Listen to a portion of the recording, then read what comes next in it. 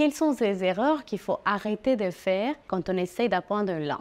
Hola, hola, bienvenidos a un nuevo video. Dans cette nouvelle vidéo, je vais tout simplement te parler des 5 choses qui, à mon avis, te bloquent pour l'apprentissage de l'espagnol. Si tu essaies d'apprendre une langue, que ce soit l'espagnol ou une autre langue, probablement cette vidéo va t'aider à identifier justement ces choses qu'il faut arrêter de faire. Et la première chose est de vouloir tout le temps traduire littéralement une phrase d'une langue à l'autre. Il est vrai que parfois en espagnol ça fonctionne, parfois c'est exactement la même chose si on fait la traduction mot par mot, mais la plupart du temps ce n'est pas le cas. Et dans notre tête, il suffit simplement de traduire et on se dit que si je connais tous les mots d'une phrase, au final je comprends la phrase. Mais je vais te donner un exemple pour te prouver que ce n'est pas toujours le cas. Par exemple, en français nous disons « prends soin de toi ». Prends soin de toi. Si je traduis cette phrase littéralement du français à l'espagnol, je vais dire toma cuidado de ti. Toma cuidado de ti. Mais est-ce que c'est vraiment la façon dont on dit ça? Est-ce que c'est le même message? Non. Si tu veux dire prends soin de toi en espagnol, tu dois dire cuídate. Cuídate. 4 mots en français, un mot en espagnol. Donc une traduction littérale ici ne fonctionne pas. D'ailleurs, ça arrive souvent dans les commentaires de mes vidéos de voir des personnes qui font des traductions exactement du français à l'espagnol. Et c'est pour ça d'ailleurs que je fais beaucoup de vidéos avec des phrases toutes faites que tu peux utiliser, car forcément, moi, en tant que native, je sais comment dire des choses, des expressions, et c'est pour ça que je me permets de te partager ce type de vidéos. Donc, même si la traduction fonctionne parfois, ce n'est pas toujours le cas. N'hésite pas à demander à des natifs comment on dit des expressions, certaines phrases spécifiques, et tu vas voir que tu vas être surpris, car parfois la phrase en français n'a rien à voir avec la phrase en espagnol. Une autre chose très importante et pour laquelle il faut arrêter de traduire, c'est simplement parce que les langues ne fonctionnent pas toutes de la même façon. Par exemple, tu sais qu'en chinois, il n'y a pas de conjugaison des verbes. Donc si on prend une phrase de chinois et qu'on la traduit littéralement, si tu parles chinois, moi je ne parle pas du tout chinois, mais tu vas te rendre compte que la traduction littérale dans ces cas-là ne fonctionne pas non plus. C'est pour ça aussi qu'il est très important de savoir comment est-ce qu'une langue fonctionne. Quelles sont ses bases en fait pour que j'arrête simplement de traduire littéralement. Et c'est pour ça d'ailleurs aussi que le travail de traduction est très difficile. Parce qu'il faut aussi connaître la façon dont une culture différente dit une chose. Deuxième point qui peut te bloquer dans l'apprentissage d'une langue. Vouloir apprendre et comprendre toute la théorie. J'ai rencontré des personnes qui voulaient apprendre l'espagnol et que pour elles, c'était vraiment la priorité d'apprendre toute la théorie. Vraiment, il fallait connaître toutes les règles avant de même dire une phrase. Alors là, je t'arrête tout de suite parce que ce n'est pas du tout la façon d'apprendre une langue. Je vais te poser une question. Est-ce que toi, si tu parles français, c'est ta langue maternelle, tu comprends exactement toutes les règles grammaticales de ta langue? Moi, je te le dis, par rapport à l'espagnol, qui est ma langue maternelle, je ne les connais pas. Même je suis très honnête avec toi, quand je prépare une vidéo, je dois réviser en fait certaines règles qui pour moi sont naturelles. Moi, je dis des phrases et je sais que ça se dit comme ça, mais pourquoi?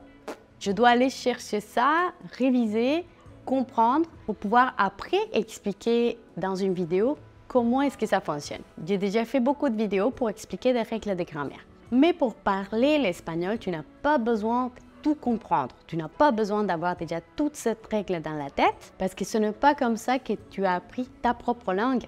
Tu l'as appris en écoutant. Ensuite, petit à petit, tu as compris ce que voulait dire une expression et après, tu l'as simplement reproduit. Et c'est exactement le même principe pour apprendre une langue en tant qu'adulte. Par exemple, tout à l'heure, je t'ai dit que pour dire « prends soin de toi », en espagnol, on dit « cuídate ».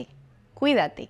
Probablement, il y a quelques règles derrière cette phrase, mais tu n'as pas besoin de les savoir. Simplement, si je te l'ai déjà dit, la prochaine fois que tu vas dire au revoir à quelqu'un en espagnol, tu pourras ajouter cette phrase « cuídate ». Et c'est si simple que ça. Donc oui, il est important de connaître la théorie, mais non, tu n'as pas besoin de tout connaître pour commencer à parler. Même aujourd'hui que je sais parler français, je peux te dire qu'il me reste encore beaucoup à apprendre. Troisième erreur qu'on va devoir corriger, utiliser une seule source d'apprentissage. Ne pas diversifier tes sources d'apprentissage peut être vraiment négatif pour toi. Par exemple, si tu t'es marié avec une application, si tu t'es dit, OK, cette application, elle va m'aider à apprendre l'espagnol, mais en dehors de cette application, tu n'utilises pas d'autres méthodes d'apprentissage, alors là, tu es en train de faire une erreur. Il faut diversifier tes sources d'apprentissage. C'est-à-dire qu'il faut chercher des moyens d'apprendre la langue qui vont changer la méthode.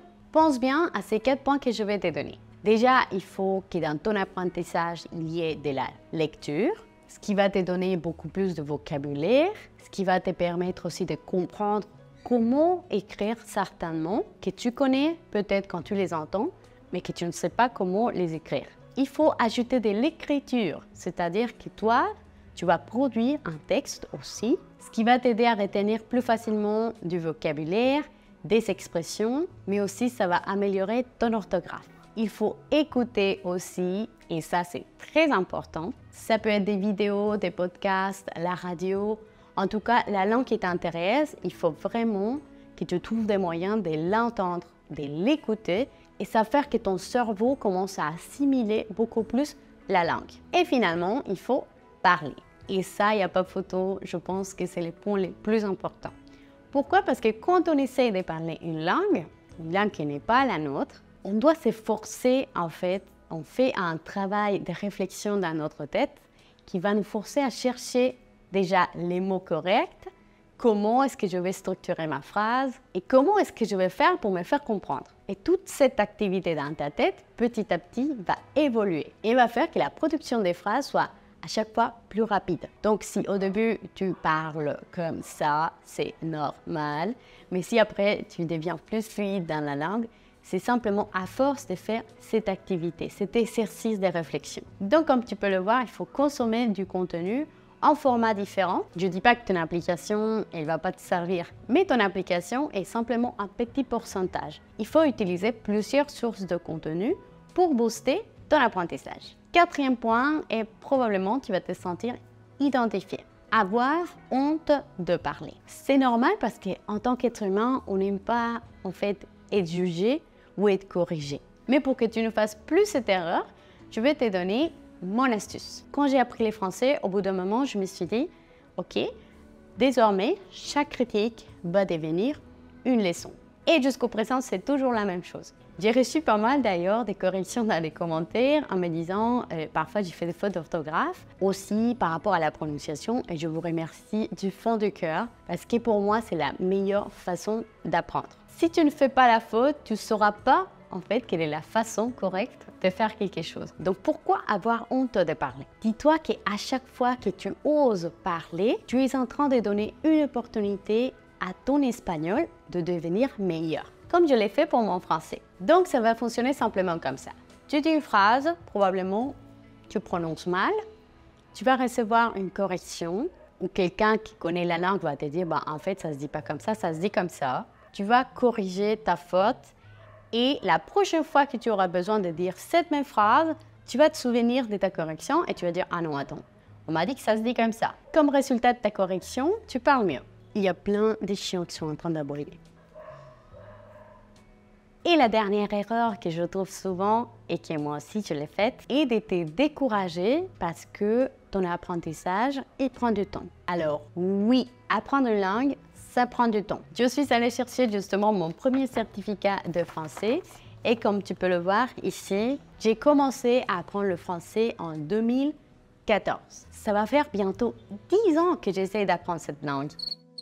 Et oui, si aujourd'hui tu vois que je parle français couramment, ce n'est pas quelque chose qui m'a pris une semaine, un mois, même pas un an. Je n'ai pas non plus appris le français en dormant. Si on ne te l'a pas dit, je te le dis tout de suite, ça ne marche pas. Et ce n'est pas non plus venu comme ça, tout simplement en lisant quelques textes en français ou en prenant quelques cours. Le niveau de français que j'ai aujourd'hui m'a demandé beaucoup d'efforts. Et je ne te dis pas ça pour m'inventer, hein, pas du tout. Je te dis ça simplement pour te dire non, tu ne vas pas apprendre l'espagnol en une semaine, comme certaines personnes m'ont demandé.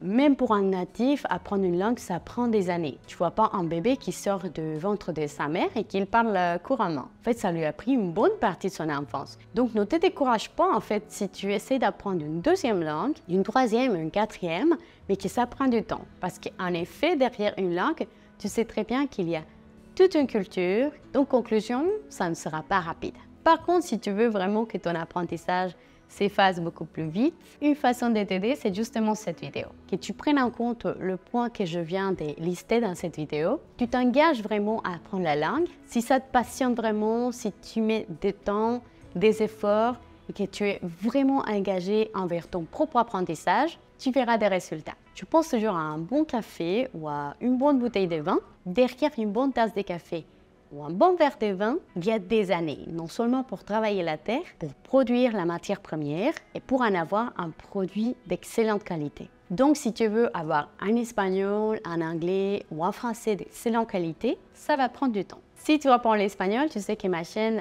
est toujours là pour contribuer à ton apprentissage, mais j'aimerais aussi que tu partages tes propres conseils à ce sujet. Si tu as utilisé des stratégies, des choses qui ont fonctionné pour toi, ou si tu trouves qu'il y a d'autres erreurs que nous faisons quand nous essayons d'apprendre une langue, s'il te plaît, partage-les dans les commentaires de cette vidéo. Je te souhaite une excellente journée. Merci d'avoir regardé cette vidéo jusqu'à la fin. N'oublie pas de mettre un like et aussi de t'abonner à ma chaîne si ce n'est pas déjà fait. Nos vemos en el próximo video. Hasta pronto!